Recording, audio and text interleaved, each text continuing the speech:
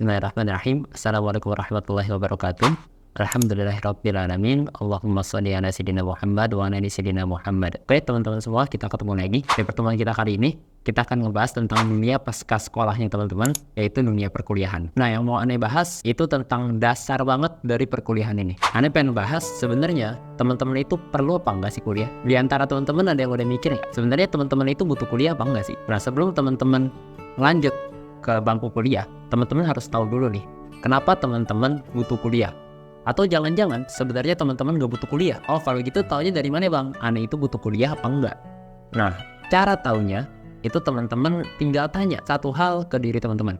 Kenapa teman-teman kuliah? Nah, kalau teman-teman bingung gimana cara jawab ini, maka kita harus ngebahas ini nih dari awal sampai akhir.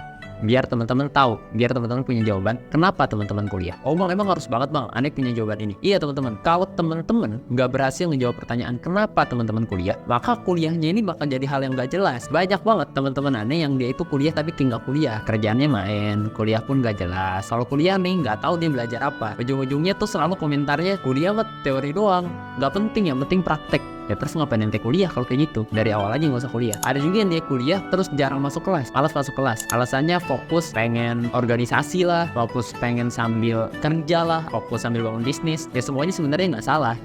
Cuman ketika dia menyalahkan hal-hal sampingan dia untuk dia bisa nggak ikut kelas kuliah, ya itu pertanda bahwa dia nggak jelas kuliahnya itu karena apa. Bahkan ada juga nih teman-teman ya, yang dia kuliah tapi nggak lulus-lulus, bahkan sampai di DO itu nggak lulus kuliah gitu terus gitu kan, nggak ngerjain skripsinya, nggak jelas. Nah kenapa bisa kayak begini?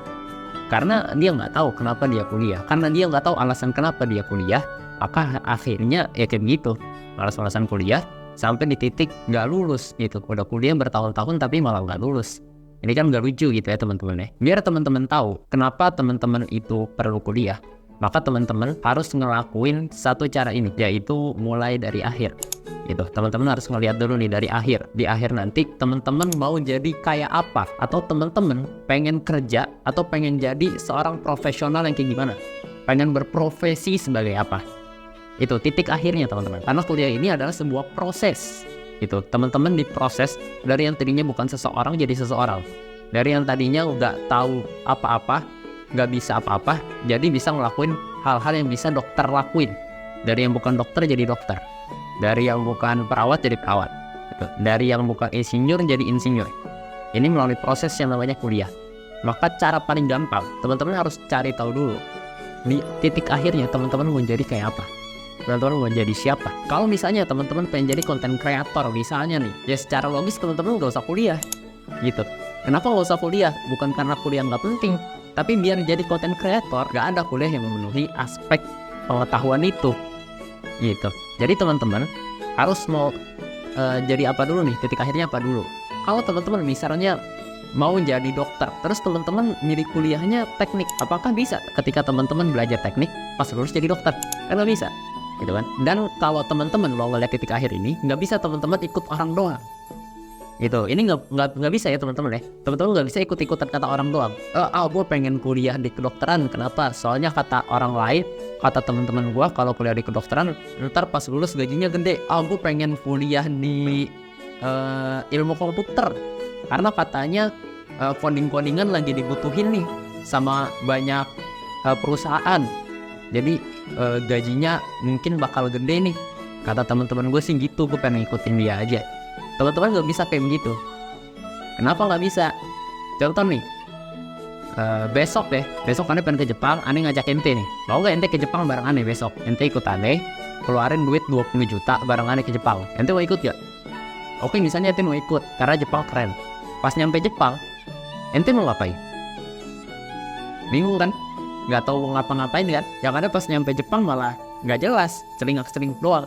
Kenapa? Karena teman-teman cuma ngikutin tujuan aneh doang gitu. Sementara aneh ke Jepang itu udah tahu mau ngapain. Aneh pengen kesini, aneh pengen kesini, aneh pengen ngeliat One Piece misalnya gitu, pengen ketemu Eiichiro Oda misalnya. Tapi teman-teman nggak pengen, terus ngapain ngikut? Ujung-ujungnya teman-teman nggak tahu ke situ tuh mau ngapain. Nah ini makanya jangan ikut-ikutan tujuan orang. Ketika aneh pengen ke Jepang dan ternyata teman-teman lebih pengennya ke Amerika, ya jangan ikutin aneh ke Jepang.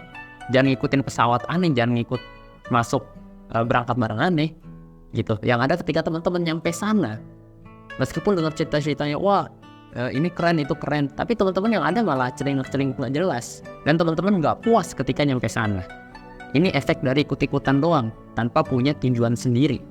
Gitu, maka teman-teman kalau udah nentuin di titik akhirnya mau kayak gimana, teman-teman harus nentuin itu berdasarkan apa yang teman-teman mau sendiri.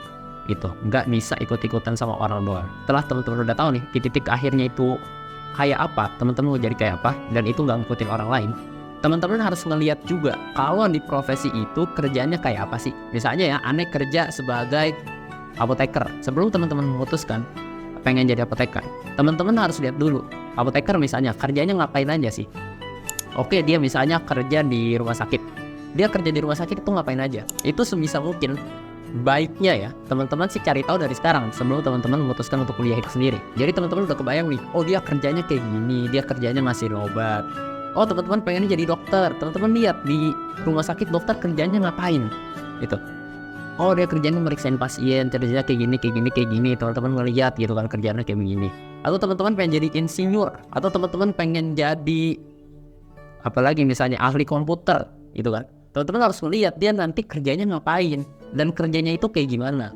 Gak bisa teman-teman cuma sekedar mau terus jalan gitu aja gitu. Yang ada nanti teman-teman kaget ketika tahu, wah kerjanya kayak begini, gue gak mau kerja kayak begini. Setelah itu apalagi, setelah teman-teman udah tahu dia kerjanya kayak gimana, yang lebih jauh lagi, Anda saranin teman-teman ngelihat juga demand-nya tinggi apa enggak gitu. Permintaan terhadap pekerjaan jenis ini itu tinggi apa enggak, atau jangan-jangan supply-nya lebih banyak sebenarnya. Ketika teman-teman memilih profesi yang dia itu demand-nya ternyata ya biasa aja, tapi ternyata supply-nya melimpah. Dari semua universitas semuanya punya jurusan itu, semuanya menghasilkan.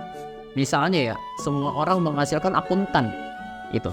Dan demand akuntan udah terkikis, udah digantiin sama aplikasi ataupun AI buat akuntansi. Demand-nya turun, supply-nya naik. Kalau teman-teman memilih profesi yang kayak begitu, ujung-ujungnya teman-teman bakal jadi pengacara.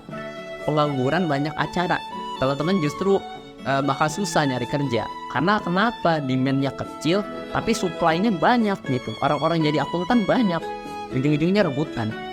Maka lebih bagusnya lagi teman-teman ngelihat nih prospek kedepannya apakah dia demand-nya bakal tinggi, dan ternyata orang-orang itu nggak banyak yang bisa kayak gitu, jadi supply-nya kecil.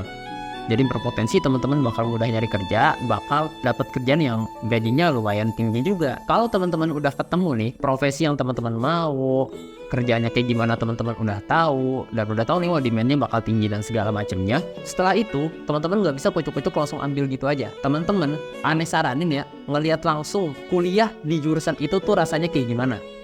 Nah teman-teman kalau bisa ya langsung datengin atau tanya-tanya ke orang yang ada di jurusannya itu gitu. Teman-teman cari tahu dulu gimana sih rasanya kuliah di jurusan ini, gimana rasanya program studi ini. Teman-teman harus cari tahu dulu. Emang kenapa bang kalau nggak nyari tahu?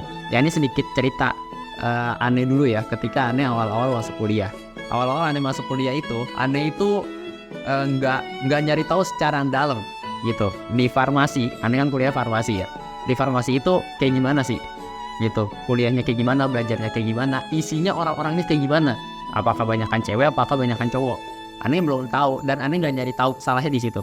Sekalinya aneh nyari tahu itu pas aneh udah ujian, itu udah SBM, waktu itu sama SBM aneh baru nyari tahu tuh. Dan lucunya nih teman-teman ya, aneh nyari tahu ke orang hukum gitu ya. Aneh nanya ke orang hukum, pertanyaan pertama yang aneh tanyain ya, banyak nggak cowoknya? Ya kan karena aneh cowok ya, aneh nyari cowok juga. Terus dia jawab kayak gini, kayaknya sih banyak. Soalnya waktu gua di organisasi ini, Anda tuh cowok anak farmasi. Wah, aneh percaya. Singkat cerita, aneh lolos, masuklah grup gitu kan. Grup SBMPTN, Farmasi UI. Pas masuk, waduh, cewek semua bos. Kagak ada cowoknya sama sekali itu. Aneh scroll-scrollan, kok nggak ada gitu kan. Kaget lah aneh. Dan singkat cerita pas masuk kuliah lagi juga, orang kaget lagi gitu kan. Oh ternyata atmosfer kuliahnya begini. Tekanannya cukup tinggi gitu kan, tugasnya banyak banget, isinya cewek semua lagi, susah nyari temen dan segala macemnya gitu. Jadinya kaget, nggak siap menerima fakta lapangan tuh begini. Nah aneh saranin teman-teman nyari tahu dulu, dan nyari taunya jangan ke orang yang salah gitu ya. Kalau teman-teman misalnya mau keperawatan ya tanya ke orang yang kuliah di keperawatan, jangan ke orang teknik. Kalau teman-teman pengen teknik ya tanya ke orang teknik gitu, jangan kuliah yang lainnya lagi. Nah itu yang harus teman-teman tanyain, jangan sampai teman-teman blunder dan hasilnya malah kaget. Nah kalau teman-teman udah tahu itu semua dan udah memutuskan, oh gue mau masuk jurusan ini, oh bang berarti aneh kuliah nanti itu buat nyari kerjaan ya bang, aneh kuliah biar bisa gampang dapat kerja. Nah ini pemahaman yang keliru teman-teman. Meskipun dari awal ya aneh udah ngait-ngaitin tentang masa depan ente gimana, kerjaan ente nanti gimana, kedepannya itu ente bakal belajar kayak apa. Tapi inti dari kuliah itu bukan tentang gimana cara teman-teman mendapat kerjaan dengan mudah, atau biar nanti pas lulus ente bisa kerja gitu ya. Ini pemahaman yang salah. Teman-teman berkuliah itu buat teman-teman mencari ilmu gitu, benar-benar menuntut ilmu gitu teman-teman. Terutama di S1 ya, teman-teman kuliah S1 itu sebenarnya bukan ngajarin gimana caranya teman-teman belajar terus kerja gitu. Kalau teman-teman punya mindset kayak gini, maka wajar banyak lulusan-lulusan S1, lulusan-lulusan fakultas yang top sekalipun, universitas yang top sekalipun, tapi pas lulus dia blow on gitu lah, kasarnya begitu. Dia nggak ngerti apa-apa, dia ujung-ujungnya malas belajar gitu. Kenapa bisa terjadi kayak gini? Karena di mindset dia kuliah itu biar paham satu hal, dan dari hal itu dia bisa kerja. Udah dari kerja itu dia nggak belajar sama sekali. Dia menganggap kuliah itu adalah titik terakhir dia belajar gitu. Karena saking capeknya dia pas sekolah, saking capeknya dia pas SMA, dia di dalam pikirannya tuh, wah ini kuliah terakhir kali gue belajar gitu. Abis dari sini gue nggak mau belajar lagi. Ya dan aneh pun dulu punya pemikiran kayak gini gitu, abis masuk kuliah lulus udah nggak mau belajar lagi gitu kan, ini pelajaran terakhir, habis itu kerja enak-enakan aja. Ini mindset yang salah teman-teman. Teman-teman kuliah itu buat belajar, dan S1 teman-teman masuk kuliah S1 itu buat belajar caranya belajar gitu. Cara belajar yang baik tuh gimana sih, cara ngeriset itu kayak gimana, cara biar teman-teman nemu sumber yang valid, yang dia itu nggak ngaco itu gimana. Nah ini yang teman-teman lakuin di S1 gitu. Jadi jangan sampai teman-teman setelah S1 selesai menganggap itu sebagai investasi terakhir dalam ilmu teman-teman. Enggak.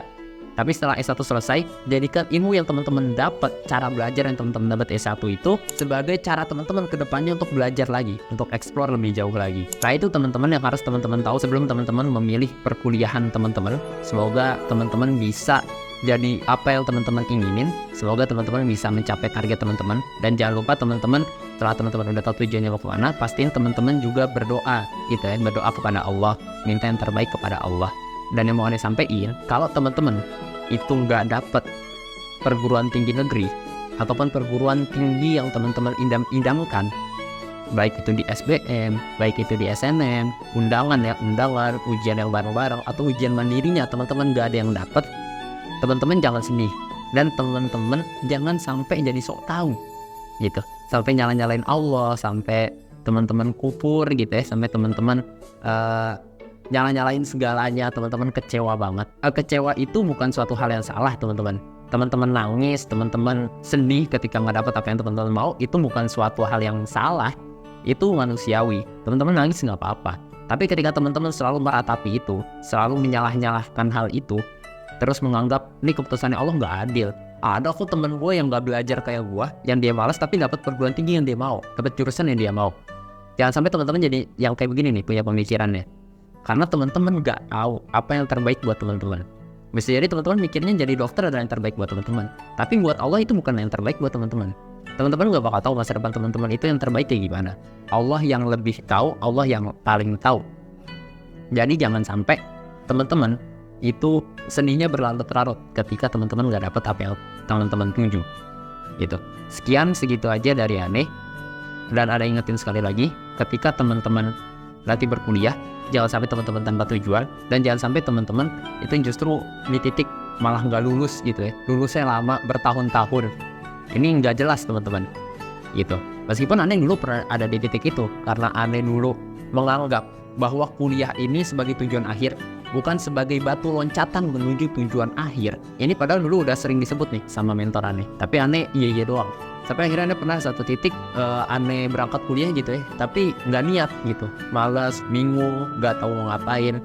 Sampai akhirnya punya pemikiran nih, terus ngapain gue kuliah kayak gini gitu kan, udah lingkungan yang nggak sesuai sama yang gue mau, gue juga malas belajarnya, ini susah banget.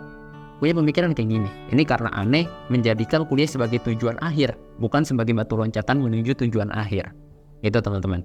Maka ini yang harus teman-teman pahamin. Semoga bermanfaat buat teman-teman semua. Alhamdulillah, fala takun minal mumtarin. Wassalamualaikum warahmatullahi wabarakatuh. Utamakan dakwah,